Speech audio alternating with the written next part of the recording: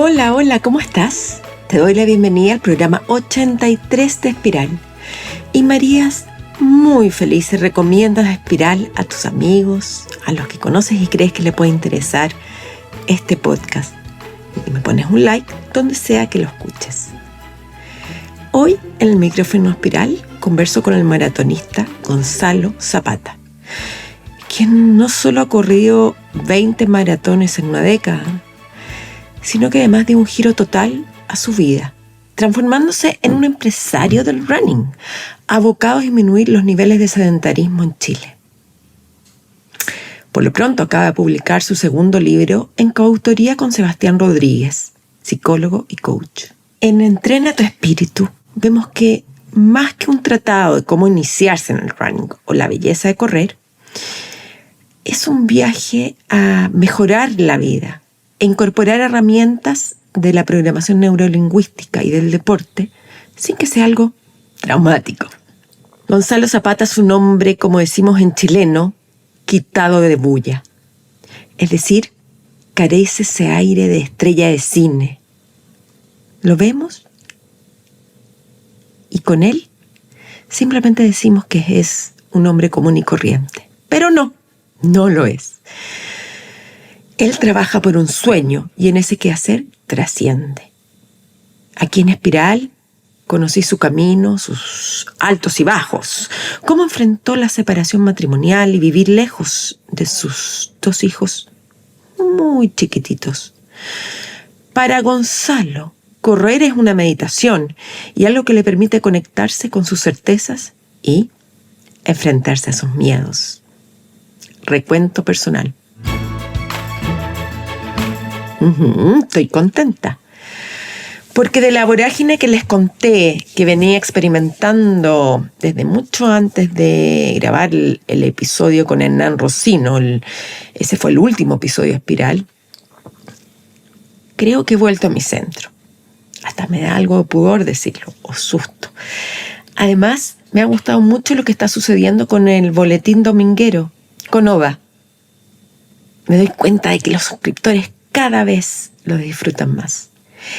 En el marco del Día del Padre, porque aquí en Chile es en junio, este jueves próximo también conduciré un conversatorio con 2 grandes escritores chilenos y muy lúcidos.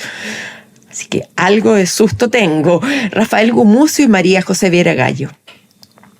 La idea es conocer sus influencias literarias y los textos que los han marcado en torno al vínculo de padres e hijos. Será este jueves 15 de junio en la librería Bros, aquí en Vitacura.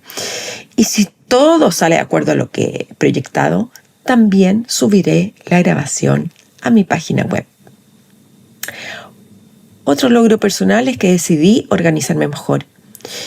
Y ahora estoy dedicando las mañanas a la escritura y a cualquier proyecto vinculado a eso. Las tardes son para preparar los talleres de lectura. Con esta agenda en mano, tengo un marco de referencia que me permite ordenar no solo mi cabeza, sino que literal, mi tiempo. Además, en estos días estoy dedicada a escribir un ensayo sobre lo que fue cumplir 50 años. Y si logro avanzar y revisar y dejarlo reposar y volver a revisar, espero poder enviarlo a una revista a fines de junio. Vamos a ver. Te invito a escuchar a Gonzalo Zapata en Espiral. Hola Gonzalo, ¿cómo estás? Bien, ¿y tú, Karen? Muchas gracias por la invitación. Feliz de compartir estos minutos contigo. Estoy muy, muy contenta y te voy a hacer la pregunta con la que comienzo con todos los entrevistados de Espiral. ¿Qué te interrumpí cuando te tuviste que conectar? ¿Qué estabas haciendo? Estaba hablando por teléfono.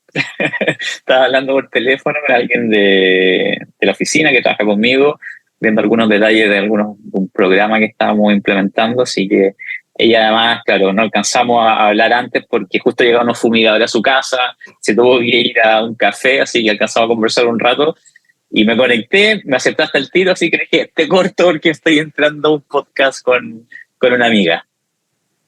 Oye, Gonzalo, te voy a contar un poco. El público objetivo de Espiral no son los corredores. No. O sea, feliz de que hayan auditores que nos estén escuchando y que practiquen el running, como se dice ahora, correr. Pero sí personas que les gusta escuchar, conocer a los que están marcando pauta o llevan una vida distinta, se han atrevido a romper el canon tradicional de vida. Creativos, osados, en el buen sentido. Como te conté que aquí han pasado escritores, pintores, científicos, abogados, pero todos con sueños y una vida marcada por la tenacidad para lograrlo. Y es primera vez que en este micrófono tenemos a un deportista, un corredor con 20 maratones en el cuerpo. Y antes de comenzar, necesito explicar a los auditores qué significa 20 maratones. La maratón, y aquí tú eres el especialista, se define por correr 42 kilómetros y 250 metros.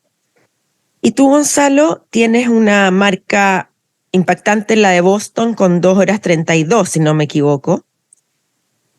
Y el corredor promedio la correrá en 4 horas 30, 4 horas 45, el promedio, cualquier persona común y corriente como yo, por ejemplo. Entonces, sí.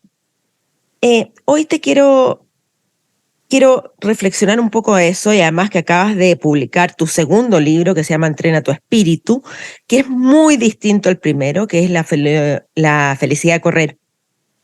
Mirando e investigando para este podcast, en el video presentación de tu primer libro, La felicidad de correr, te presentas como alguien que tomó la decisión de hacerlo, de correr, pero una sola maratón, en el año 2013, 10 años atrás.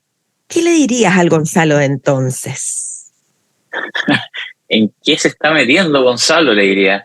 Oye, Karen, bueno, sí, bueno, primero te agradezco nuevamente la invitación. Para mí es un privilegio, un honor estar en este podcast. La verdad que haciendo algunas precisiones son 42 kilómetros, 195 metros y efectivamente logré correr en 2:32, que para los que no corren, que se puedan hacer como una idea más clara, eso si se suben a la trotadora del gimnasio, es casi a 17, en 17 kilómetros por hora. Así que ahí a la que logré correr, que sin duda, y lo mismo que le diría a Gonzalo quizás hace 10 años atrás, donde tenía la ilusión de correr solo un maratón y hacer un check de la vida, muy desde el ego, le diría lo mismo que les digo ahora: no se preocupen del tiempo, si bien efectivamente es como un dato que es relevante porque finalmente demuestra, y para mí lo más importante, las 2 horas 32, la velocidad a la que pude correr, puede demostrar más que el tiempo en sí, que hay una disciplina, quizás que hay perseverancia, que hay un trabajo para lograr esa velocidad, más que el tiempo particularmente en sí, que efectivamente comparativamente con otros corredores rápidos, con el promedio, efectivamente está bastante por sobre el promedio. Pero le diría lo mismo: disfruta, es un privilegio tener la oportunidad de preparar un maratón, de poder correr en el extranjero, y olvídate del tiempo. La verdad que el tiempo va a ser consecuencia de lo disciplinado, lo perseverante que uno es, pero si uno no disfruta ese proceso, no disfruta el entrenar, no hay alegría, no hay cariño, amor en ese proceso, la verdad que no tiene mucho sentido, y probablemente no logre ese Gonzalo seguir corriendo mucho más tiempo de lo que espera, digamos, porque finalmente el proceso de correr involucra mucho más que correr un maratón, hacer un check de la vida, sacarse una foto con una medalla y poder contarle al mundo que corrí o que logré cumplir un desafío que la sociedad o las personas encuentran como importante, y que fue así como Gonzalo hace 10 años planteó el desafío. Oye, Gonzalo, y vamos a hablar de todos los cambios en tu vida, pero uno de esos es que tú naciste en Viña del Mar, una preciosa ciudad en la costa central de Chile. ¿Hasta qué edad viviste ahí? ¿Cómo fueron esos años de vivir junto al mar y ahora vivir en una ciudad como Santiago? Mi infancia fue una infancia privilegiada, efectivamente, muy, muy familiar. Vivíamos en Viña, no teníamos acceso al mar, no es que viéramos el mar, estábamos muy cerca, en una parte central de Viña, efectivamente, como tú dices, ciudad costera, pero en un entorno muy curioso y hoy día prácticamente impensado, porque vivíamos prácticamente en el centro de la ciudad, en un terreno muy grande, pero que era de mi bisabuelo. Entonces, en una casa vivía mi bisabuelo, en otra casa vivía mi abuela, en otra casa vivían mis tíos, en otra casa había un jardín infantil que era el de mi mamá, al que fui yo. Así que yo me pasaba por una ventana para ir al jardín infantil y para volver a la casa, con mucho espacio, la verdad, mucho espacio para poder, y mucha naturaleza. Así que la verdad fue una infancia privilegiada. Iba al colegio caminando. Fue un colegio que se llama Seminario San Rafael, un colegio muy católico, del arzobispado, con una vocación bastante, donde la disciplina era un valor muy importante. De hecho, teníamos clase de lunes a sábado, que es lo que era muy raro. Yo, para mí, ya en la adolescencia nunca existieron muy pocos carretes y menos los viernes y los sábados. Y la verdad que después salí del colegio y entré a la universidad en Valparaíso, estoy en ingeniería comercial a la Adolfo Ibáñez. Fue un cambio bien radical, un poco de liberación o no sé si la palabra correcta es liberación, pero sí el de conocer nuevos aspectos de la vida. Una etapa muy linda para mí, me marcó mucho mi carrera, básicamente por las relaciones, por la calidad humana de las personas que logré conocer ahí. Una carrera que me encantó, que siempre la tomé como algo más de convicción, de algo que buscaba, más que como algunas veces se toma esa carrera como que no sé qué estudiar y estudio ingeniería comercial. A mí me gustaba el desarrollar proyectos, me gustaban los números, habían varios elementos que hacían que para mí fuera mi prioridad, mi principal carrera, así que terminé mi estudio ahí. A los 23 años salí de la universidad, estuve entre los 18 y los 20, claro, 22, 23 años, y ahí me fui un año a estudiar inglés por mi formación del colegio católico. La verdad que el inglés no era la prioridad, así que mi inglés no era el apto quizás para poder desarrollarme en un mundo corporativo, empresarial, donde era muy importante el tener otra lengua y especialmente el inglés. Así que me fui a estudiar a Nueva Zelanda el 2002, tuve prácticamente un año allá, una experiencia muy linda, donde hoy día muchos chilenos tienen la oportunidad de ir, pero la verdad que en esa época no habían. Y lo elegí principalmente por eso, porque quería encontrarme con poca gente que hablara español. Así que me fui a Nueva Zelanda, a Auckland, a vivir con una familia kiwi, como le llaman allá. Estuve en una universidad estudiando inglés, trabajé, vendía cosas puerta a puerta, junté plata, después me fui a viajar, me encanta el deporte, así que me fui a Australia a ver el campeonato de tenis que tiene allá, el Australian Open. Después me fui a viajar por el sudeste asiático. Me fue muy bien además en esta venta puerta a puerta. Claro que ¿Qué vendías? Vendíamos cuadros, una réplica de unos cuadros, pero he vivido ya desde ese momento en Santiago. Y la verdad que es una ciudad que me gusta. Tengo que reconocer que sí. Es una ciudad que me gusta, no extraño Viña, a pesar de que es una ciudad muy linda, siento que es una ciudad que se ha ido quedando un poco en su desarrollo. Santiago es una ciudad grata, que puede tener buena calidad de vida, lamentablemente bastante segregada. Si es que uno logra tener cierta cantidad de recursos, una ciudad muy grata que te da acceso a muchas cosas. Y tengo la fortuna de vivir en un sector donde puedo hacer muchas cosas caminando, que tengo parques cerca, y eso para mí es de las cosas importantes o de mis esenciales hoy en día. Y ya cuando yo, después de Everton, pasa lo siguiente, es que familiarmente fue muy difícil en ese momento sostener un trabajo como agente general de Everton por los tiempos que implicaba, de lunes a domingo, y finalmente yo decido renunciar. Y además, para apoyar a Javier en ese momento, mi señora, que quería trabajar en Santiago, así que nos volvemos a Santiago y yo empiezo a buscar trabajo y a evaluar la posibilidad de emprender. Pero la verdad lo que me faltaba en ese momento, y que lo entendí corriendo, era que yo estaba en proyectos que para mí eran muy funcionales. Eran proyectos que buscaban una lógica de resolver la vida financiera y lo antes posible, y para eso, bueno, utilicemos todas las medidas y todos los recursos que tengamos para poder hacerlo. Pero no había ninguna pasión, no había, de hecho me metí en industrias que ni siquiera conocía ni entendía, pero que funcionalmente sí en teoría o en el papel era lo que iba a funcionar. Entonces, eso me hizo replantearme muchas cosas. Y el correr me empezó a entregar un momento de conexión interna, de meditación, que yo soy un convencido que medito en movimiento, que me hizo replantearme todo, O sea, toda ¿tú mi viste vida. una crisis de los 40 un poco adelantada?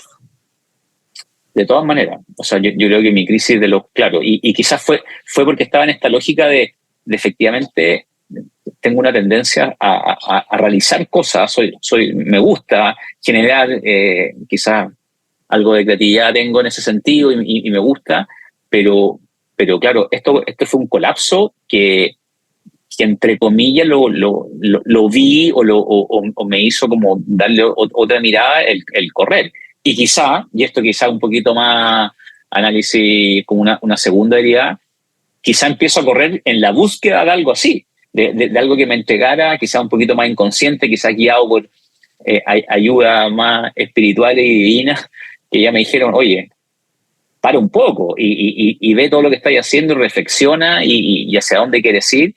Y ahí, y por eso también, claro, la idea de correr un maratón, hoy día son 20 maratones y para mí, más que buscar un objetivo de una maratón específica o carrera específica, es porque siento que para mí es importante como mi estilo de vida, porque me entrega un momento de conexión, de pausa en la vida y poder analizar que efectivamente qué es lo que necesito, qué es lo que quiero hacer. ¿Cómo podemos seguir impactando? Ya estaba la fundación, estaba el libro, estaba el equipo para los corredores, pero ¿cómo podemos seguir impactando? Y mi lógica era como, quiero que Chile no tenga más sedentarios, seamos el primer país del mundo sin sedentarios. Una utopía, estás diciendo. Una utopía, claro, pero digo, ¿cómo podemos ayudar en eso? Y finalmente, si uno no... Y está un poco mi mirada, si es que uno se queda con que una utopía o que algo muy difícil y no lo hace, yo creo que es mejor ir sumando en esta utopía y pequeñas sumas quizás se logre. Entonces, desde mi perspectiva y desde mi aporte que podía hacer, es que termino formando WeMove, que es una empresa que hoy día trabajamos desde el 2019 haciendo proyectos ayudando. Lo que nos gusta es ayudar a que las personas entiendan cómo hacer los procesos de cambio de hábito, cómo motivarlas, cómo realmente entender de que este es un proceso, y ahí trabajamos con programas, con juegos principalmente, y lo hacemos con las empresas, con los trabajadores de la empresa, y lo estamos apoyando en este proceso, que es un proceso largo, duro. Todos han intentado cambiar y seguramente muchos auditores han intentado hacer deporte, han intentado comer mejor, incluso quizás meditar, pero han fracasado y todos hemos fracasado. Y ahí entre las principales causas que tratamos de hacer lo que no hicimos en 15 años en una semana. Y entre medio, Gonzalo, son 2 hijos chiquititos que tienes y una separación en el cuerpo. Por lo tanto, uno puede leer el currículum, pero no lee la intimidad y los dolores personales. Absolutamente. Y para mí, digamos, obviamente una separación fue muy doloroso, ¿no? Uno romper un proyecto de vida.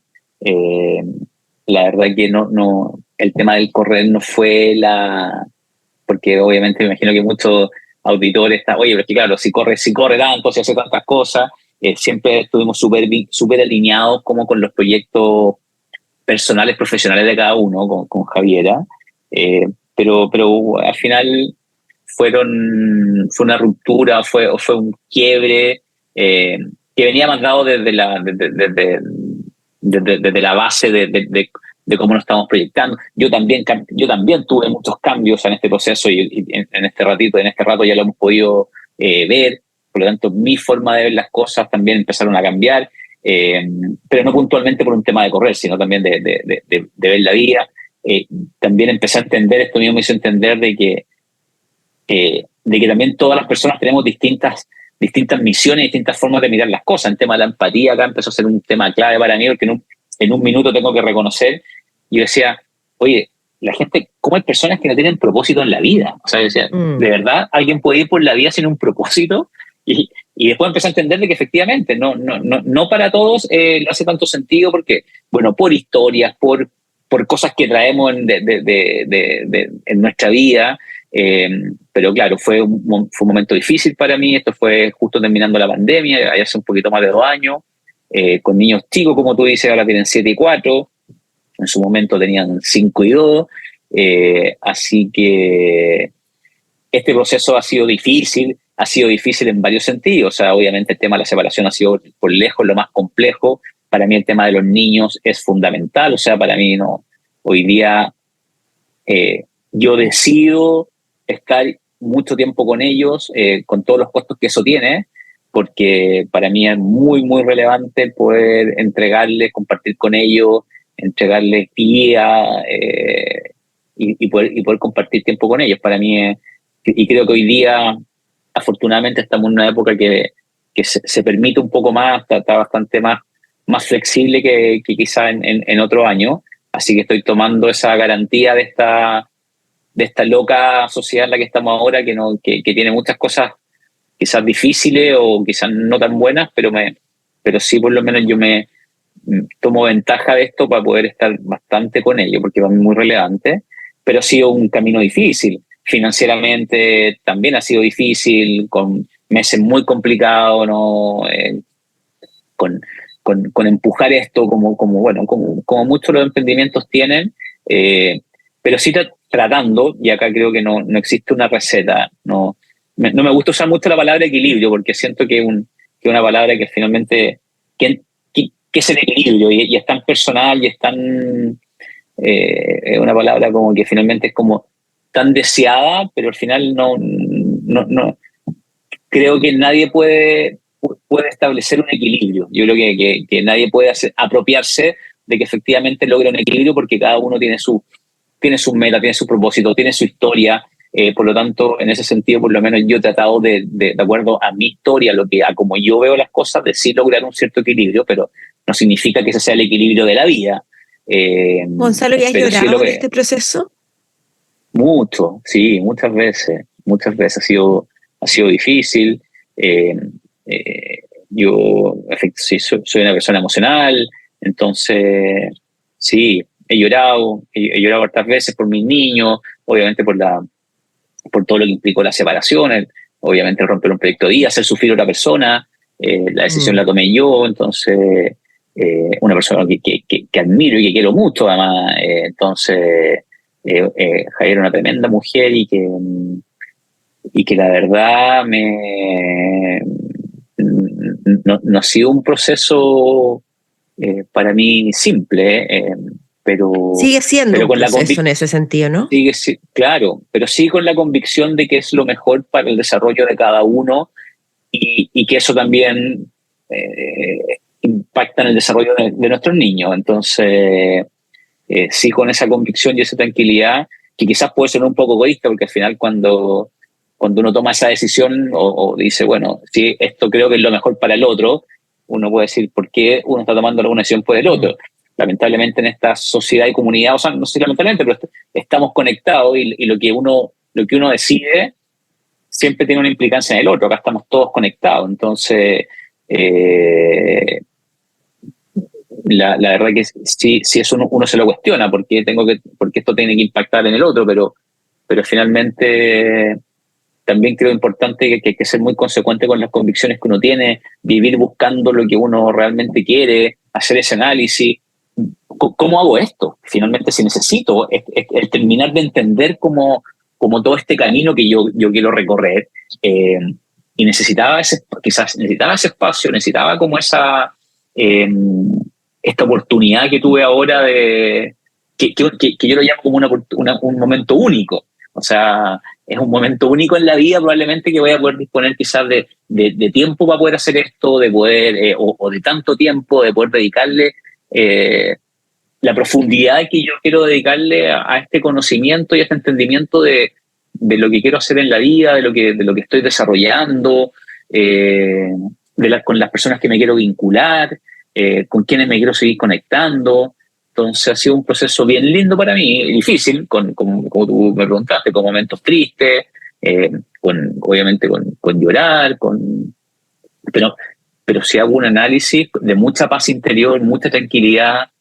No sé, felicidad es difícil atribuirle la palabra felicidad a un proceso así, pero sí de mucha tranquilidad, y sí de momentos alegres, momentos felices, pero de la tranquilidad y la convicción de que estoy tomando un camino que a mí me tiene muy tranquilo espiritualmente, personalmente, no exento de problemas, obviamente, y problemas cotidianos y quizás problemas más profundos, pero, pero sí como en ese, como que encontré mi camino, lo que quiero hacer, entiendo por qué estoy desarrollando esto, por qué estoy haciendo estos desarrollos de cosas. Entonces, ha sido Estás muy una... conectado, sí, estás muy conectado. Y en ese sentido estamos en junio, en Chile celebramos el Día del Padre, en otros países es distinto.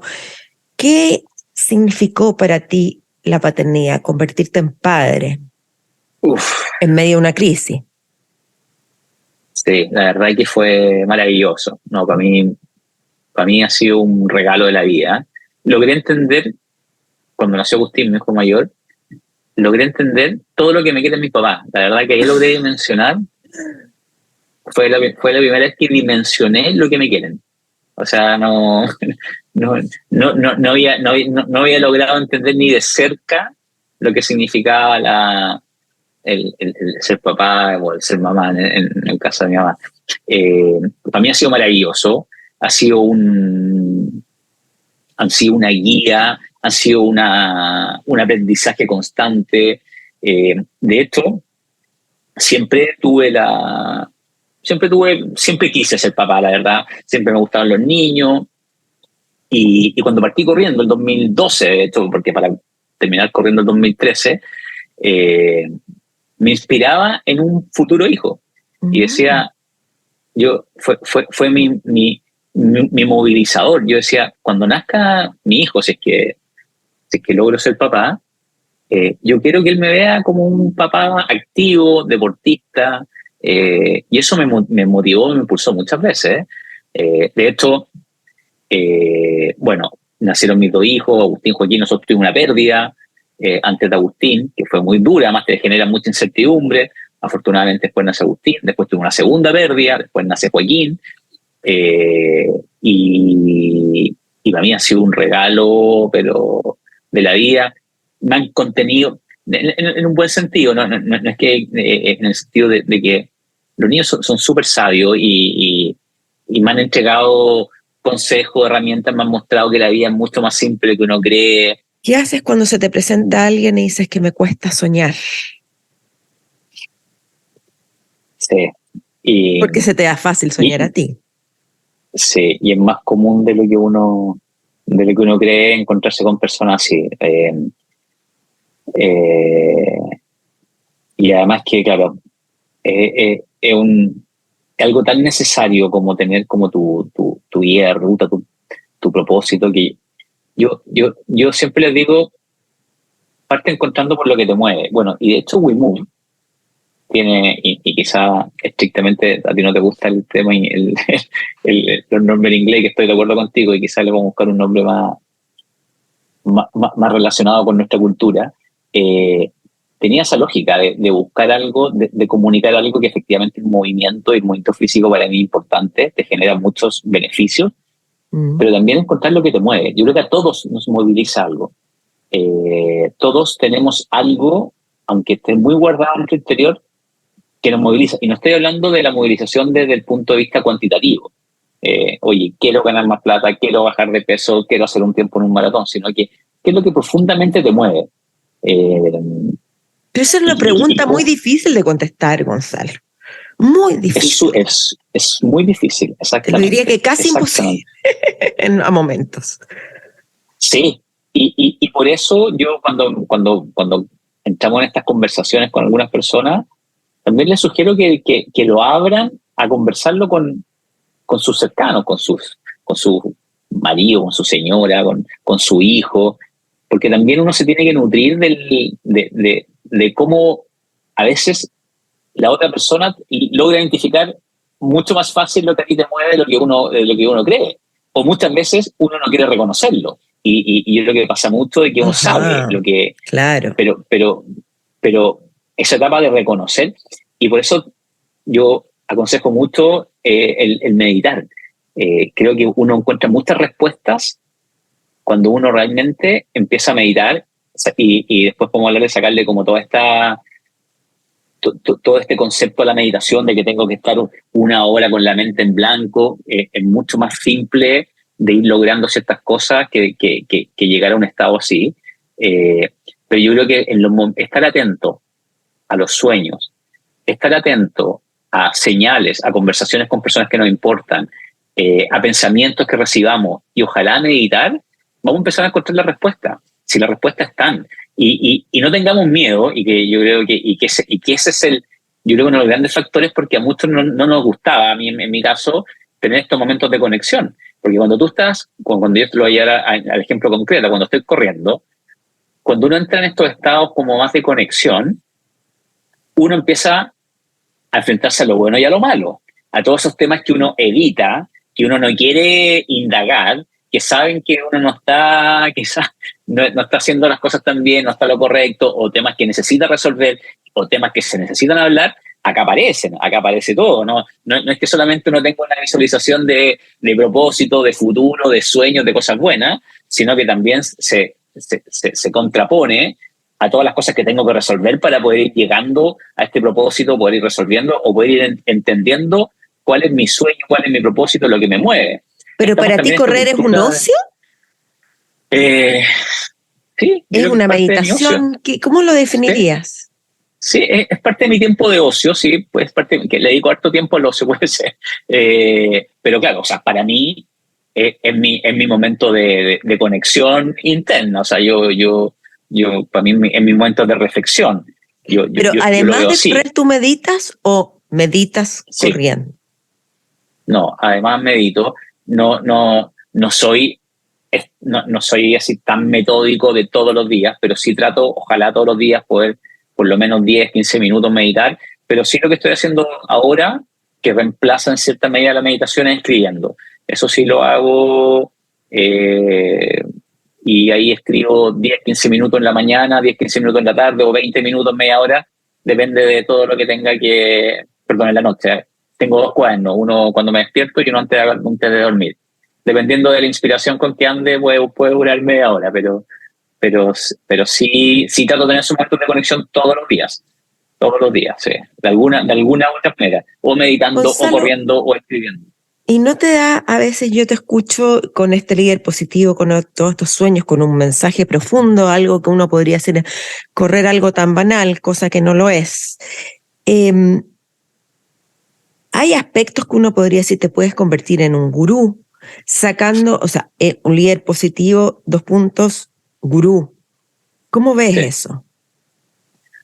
La verdad que no creo en los gurús. Yo no creo en la receta. Creo que la sociedad no está en etapa de gurús. Y sí creo que lo que sí se está produciendo es que hay mucha más conciencia de quizá elemento importante en la vida en muchas personas. Siento que más que acá es como que haya un gurú y que tenga una receta y que esto es, sí lo que es conciencia y que muchas personas sí lo están haciendo y se está produciendo un efecto gurú, pero entre muchas personas. Y a mí lo que sí me ha pasado desde que, no sé, desde que quizá he ido modificando mi mirada de la vida, de ciertas cosas que quiero ir realizando, es que me he ido conectando con mucha gente que está en esto mismo o que necesita ciertas guías porque está como en ese proceso de cambio. Entonces, sí, efectivamente, uno puede ir ayudando o puede ir generando como ciertos clics, así como decir, oye, en realidad esto me sirve. Y un poco lo que cuando hago, incluso algunas veces como me trato de alejar de ese concepto, incluso en las charlas soy como bien explícito. Y yo te digo, yo no tengo la receta de la vida, para nada. Y de hecho sigo teniendo problemas. Ahora, yo personalmente me siento muy tranquilo con las cosas que estoy haciendo, cómo las estoy haciendo, me siento en un estado increíble de paz. Acá lo que sí es interesante es que si hay algo de todo lo que yo he estado desarrollando les hace sentido, oye, para mí está perfecto, eso es, y aplíquenlo en su vida, búsquenlo cómo entra en su rutina, y ahí se va generando el cambio, pero y de hecho a mí me cuesta, de hecho por lo mismo como acoplarme como a ciertos movimientos en este peregrinaje que he estado viviendo este último año. Claro, me he acercado a distintos movimientos, a personas, pero me cuesta anclarme a mí bajo un concepto, porque claro, o sea, para mí, de esto, mi visión de vida, yo creo en la reencarnación, tiene conceptos budistas también del judaísmo, tiene como, y uno podría ir, oye, ¿qué pasa con, qué opinas de Osho y todo? Y yo la verdad personalmente, no me leo mucho, leo de varias, me gusta nutrirme de distintas visiones y ir viendo lo que me sirven. No me estreso, porque tampoco quiero sentirme limitado a desarrollar que ciertas cosas sí sean o no sean de acuerdo a una visión de alguien o de algo en particular. Creo que personalmente me gusta esa libertad de ir creando y eligiendo las cosas que creo que me van sirviendo y me van desarrollando, y en esa lógica también es lo que trato de transmitir. Gonzalo, ahora vamos a hablar de tus 2 libros, porque el primero habla de la felicidad de correr, que ese es más, está enfocado en transmitir, digamos, la experiencia misma de correr. Pero el segundo que acabas de lanzar en coautoría con Sebastián Rodríguez tiene un tono muy distinto. Ambos libros han sido publicados por Random House bajo el sello Aguilar. Y aquí van 2 preguntas. Uno es el punto de vista del libro del segundo, que se llama, recientemente salió, lo encuentran en ebook y en papel, Entrena tu espíritu. Sí. Claramente ahí yo creo que hay una visión de mundo que tú quisiste plasmar, por una parte, y lo otro, ¿cómo se escribe un libro cuando no eres escritor, no perteneces al mundo de la literatura, ni quieres, ni te afanas por decir yo escribí un libro? Sí, a ver, primero, nunca estuvo en mi plan, ni en este plan estratégico que hice, los libros. Y básicamente porque nunca fue algo que me naciera. Me cuesta escribir. O sea, y ahí les voy a contar el cómo logro llegar. De hecho, cuando partí con mi blog, que fue lo primero que hice, incluso me llamaron para escribir algunas columnas en un diario, me demoraba demasiado. La verdad que no es algo que me... Y por eso lo estoy trabajando hoy día también en estos procesos en la mañana y en la tarde, porque creo que efectivamente, y escribo a mano, efectivamente tiene un proceso que ayuda mucho, pero claro, fue muy casual, la verdad que me llaman de este grupo editorial después de hacer este desafío, porque estaban interesados en que algún autor chileno o alguien de Chile escribiera sobre correr, y como toda esta... todo este boom que estaba haciendo con el tema del correr y que todavía está haciendo. Y ahí tuve una entrevista con la editora y jefe y le cuento un poco mi historia, mi visión. Afortunadamente le encantó y me dice, oye, que nos interesa que escriba, o que cuentes cómo ves tú el correr. Y un poco ahí le voy a contar un poquito más de la felicidad de correr, porque se estructuró así. Yo digo, ya, Melanie, el problema es que tú sabes que yo no escribo. No te preocupes, me dice, nosotros te vamos a ayudar y te vamos a asignar un editor para que trabaje en la estructura del libro, te explique un poquito más cómo se desarrolla un libro, y después te vamos a proponer una terna de escritores fantasma o ghostwriters para que te ayuden en este proceso. Y yo dije, te lo agradezco muchísimo porque me encanta transmitir lo que hago, pero efectivamente podría estar un año en el prólogo y así sería eterno. Bueno, y con él finalmente estructuramos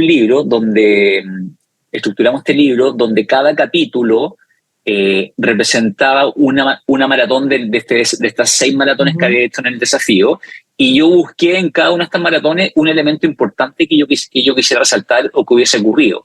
Desde la alimentación, desde la importancia que tenía, como decía, la alimentación, o la importancia del descanso, de la mente, el entrenamiento.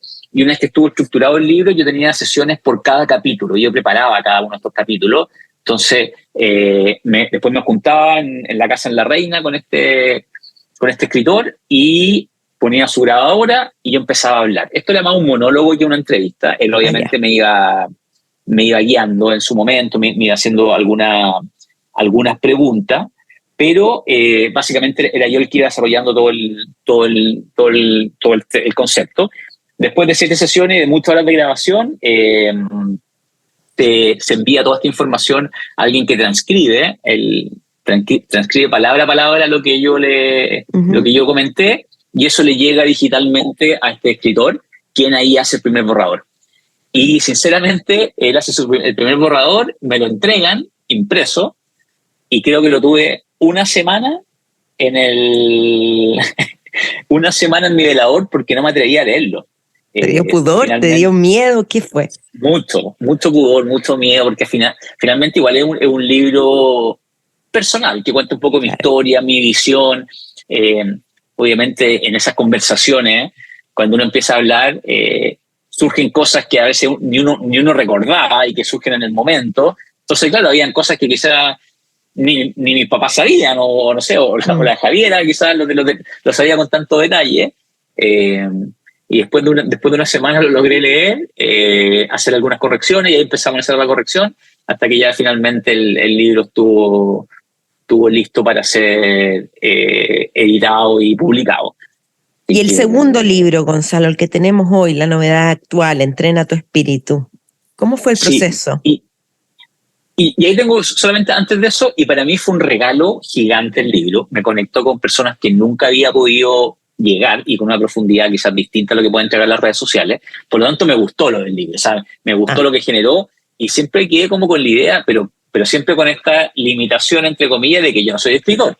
Entonces, siempre como que el proceso o el pensar en un segundo libro pasaba por hacerlo con otro ghostwriter. Y en ese camino conozco a Sebastián, que es un psicólogo, coach, además, que está muy involucrado con el deporte. Nos conocimos hace un tiempo. Empecé a leer unas columnas que él tenía en la revista ¿Qué pasa? Me gustaba cómo escribía, su mirada que tenía sobre ciertas cosas. Y nos empezamos a juntar por distintas circunstancias, por temas de deporte, por temas también de desarrollo personal. Y en algún momento yo siempre le había dicho que me llamaba la atención cómo el correr finalmente puede ser una herramienta de desarrollo personal, espiritual, profesional, que se puede aplicar a los distintos aspectos de la vida. Entonces, y él me decía, sí, yo, bueno, había leído mi libro, de hecho lo había citado en algunas de sus columnas que él escribía en la revista ¿Qué pasa?, después en la tercera. Y ahí fue que él me dice, oye, ¿por qué no hagamos un libro juntos donde yo pueda hacer la bajada de todos estos conceptos que tú tienes, y hagámoslo bajo una metodología que es la programación neurolingüística, que tiene 10 etapas, 10 pasos, ¿no es cierto? Entonces acordamos la siguiente metodología. Él me hacía 10 sesiones como de coaching, donde yo también, entre comillas, preparaba cada uno de acuerdo al tema de la metodología, y haciendo siempre como este paralelo con el correr, porque queríamos hacer como una bajada un poquito más fácil de entender, como con cosas prácticas, entendiendo que todo lo que había involucrado, o todo lo que involucra tomar la decisión de correr y ya como disciplinadamente preparar maratones, tiene muchos elementos, tanto positivos como negativos también, que se aplican en otro aspecto. Y ahí es donde él me hace estas 10 sesiones. Terminamos esas 10 sesiones y él pasa a entrenar conmigo por 10 sesiones. Entonces, él se transforma un poco yo me transformo en el coach y él pasa a ser el alumno. Y esa propuesta yo, ahora ya que tenía mi editor, le hicimos la propuesta al editor, y les gustó, y nos dijeron, sigan escribiendo. Hicimos el primer capítulo, y ahí finalmente se termina transformando en este segundo libro que se llama Entrena tu espíritu. ¿Y cómo ha sido la experiencia de un libro tan distinto? Publicar un libro Sí, ha sido curiosa, porque claro, para mí es un desafío, porque es un libro un poquito más de autoayuda, ya como una metodología, y claramente que es más desarrollada por Sebastián desde su experiencia y desde su profesión, digamos. Pero me ha pasado, está súper reciente el lanzamiento, me ha pasado que efectivamente me han llegado muchos buenos comentarios de personas que le hacen mucho sentido, y que tienen esa misma lógica que te decía anteriormente, como ir tomando, no digo que hay que hacer esta metodología completa, pero sí ir tomando ciertos elementos que finalmente te puedan servir para el desarrollo personal o profesional o espiritual. Para mí, sinceramente, es como un paso. Yo lo veo como un paso porque, y ya quizás se ha notado un poco en la conversación, para mí el tema del desarrollo espiritual, personal, es muy importante. Entonces, es como una etapa intermedia de poder seguir quizás como un primer paso de poder seguir hablando de ciertos temas que son importantes en el desarrollo interior de la persona.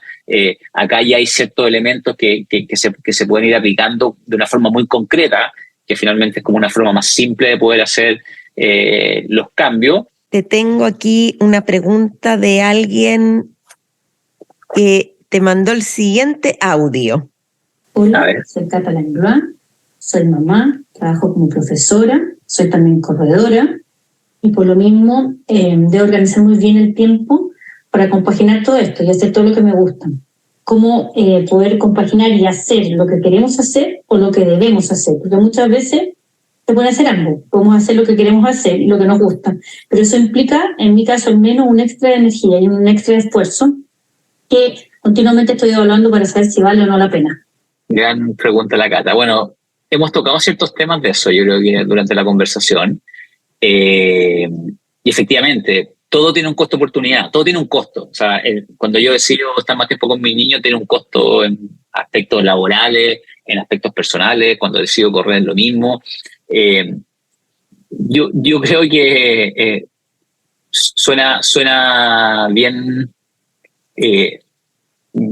como una respuesta como bien lógica, quizá, no sé si es la palabra correcta, pero que es difícil después de aplicar. Yo creo que no hay que hacer lo que uno debe hacer. O sea, yo sé que es como que toda la teoría dice esto, finalmente, y todo lo hemos escuchado, pero no podemos estar viviendo lo que uno debe hacer. Es una locura. O sea, de verdad no hay nadie más, no hay nadie mejor para responder esa pregunta que es ella misma. O sea, ¿cuáles son sus prioridades y qué importancia le da a su desarrollo personal y cómo entiende que ese desarrollo personal impacta positivamente en el entorno, en su entorno?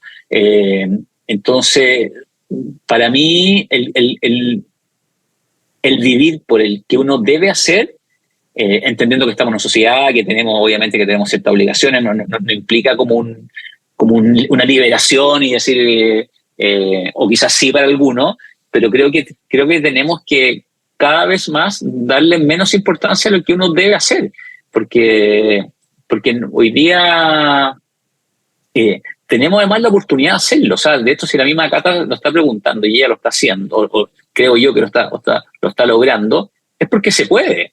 Es porque se puede priorizar la persona. Siempre va a haber alguien, yo creo que no hay que esperar que alguien nos juzgue o que alguien no tenga una opinión crítica o no. Pero no podemos estar viviendo ni de las opiniones críticas ni tampoco de la gente que te aplaude, porque también entramos en una espiral de no poder quizás reconocer ciertas cosas que hay que modificar. Creo que es un proceso interno súper importante. Me imagino que la Cata los tiene. Ella es profesora además de arte, así que imagino que también dentro de sus tiempos ella escribe, debe pintar, correr. Por lo tanto, me imagino que es una persona que está muy conectada y por eso logra desarrollar todas esas responsabilidades constantemente. Lo que yo creo que es importante es no descuidar el descanso, porque es una tentación. La primera tentación que uno tiene cuando quiere hacer todo esto es descuidar el descanso, y creo que es fundamental el descanso. Creo que está muy subvalorado hoy día el descanso y el dormir. En esta sociedad, lo primero que hacemos es quitarle tiempo al sueño. Creo que eso sí es importante de mantener, porque nos da una lucidez y una claridad para poder tomar esa decisión que hay que tomar.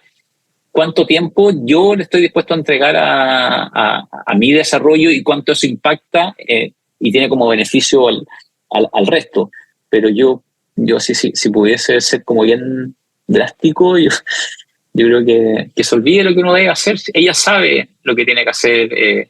Tiene una familia maravillosa, un marido que también están conectados en este proceso, así que yo creo que tiene que seguir en lo que está y seguir profundizando en su yo interior, que ya siento que lo tiene bastante desarrollado, o al menos comparativamente con otras personas.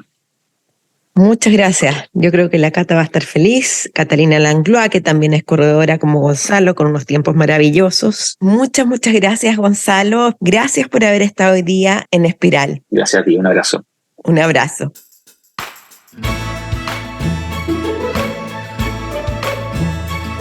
Ojalá me cuentes qué aspecto de Gonzalo Zapata te llamó la atención, porque a mí fue su calma, lo ponderado. Me gustó su sinceridad, el hablar sin tapujos. Está atento porque en los próximos días lanzaré otro concurso, sorteando Entrena tu espíritu. ¿Cómo participar? Sencillo, te tienes que suscribir a mi boletín ODA en mi página www.karenkotner.com o bien, si ya eres suscriptor, recomienda ODA a alguien. ¡Chao!